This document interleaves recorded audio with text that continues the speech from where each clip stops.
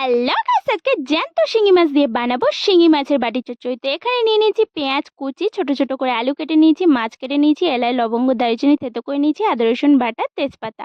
ফার্স্টে একটা tiffin box নিয়ে নিয়েছি, তাতে আলু কুচিগুলো নিয়ে নিলাম, মাছগুলো নিয়ে নিলাম, তারপরে দিয়ে দিলাম পেঁয়াজ কুচি, তারপর দুটো তেজপাতা কেটে দিয়ে দিলাম, তারপরে আদা রসুন বাটা দিয়ে দিলাম, এলাচ লবঙ্গ দারুচিনি থেতোটা দিয়ে দিলাম, অল্প চিনি দিলাম টেস্টের জন্য, তারপরে দিয়ে দিলাম পরিমাণ মতো লবণ, হলুদ গুঁড়ো, লঙ্কার গুঁড়ো আর সর্ষের তেল।